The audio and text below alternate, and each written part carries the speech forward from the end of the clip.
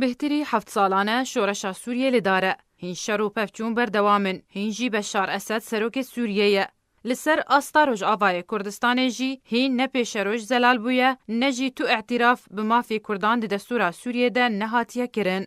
شر داعش برفداویه و دچه گلک نافچین دبن کنترولا اپوزیسیونا سوریه ده جدست دچن و ودگرن جیر کنترولا رژیمه و نهابتنه ادلبو هن نافچین روجهلات فرات مانه کورو شاوان هین زلال نبویه و تو ریکفتنن اشکره برچاو نینن.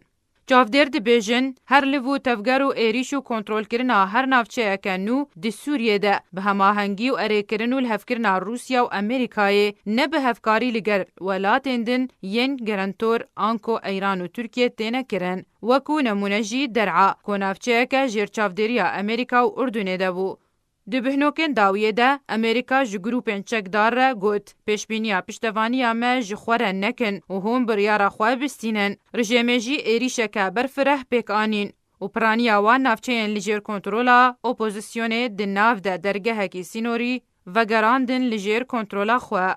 جبو روجاوای کردستانه تاوی کو بشک مزن لجیر کنترولا پیاده و چکدارن وینه لهین جیگیری و آرامی بجه نبویه.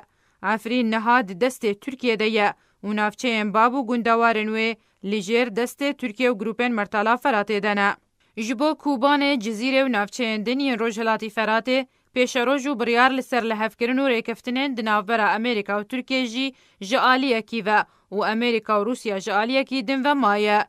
جبو من بجو گندوارنوی ترکیه و امریکا لسر نخشریه که لحف کرنه و دمک نزیک ده و چکدارن یپگه جوی نافچه ورن درخستن. لجزیره جی اوه دمکه بحثا وگرا رژیمه تکرن و پیاده جی همو آلو و نو سلوگانن خواه جنافا باجار و باجاروکن روجاوای کردستان اهلانین و میدیایا بسر رژیمه و دبیجه او یک بریکفتن لگل رژیمه و رژیم خواه جبو وگره اماده دکه.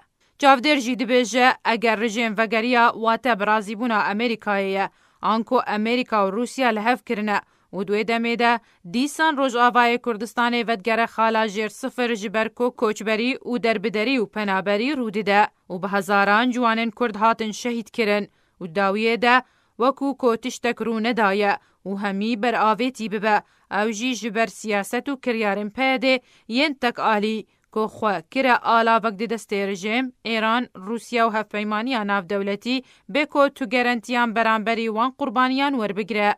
دی چارچوبه یا ویلو تفگرون زلالیه ده ولاتین روجاوای کردستان دمترسیه که درباری پیش روژه ده دجین و البنده زلال کرنا روشینه.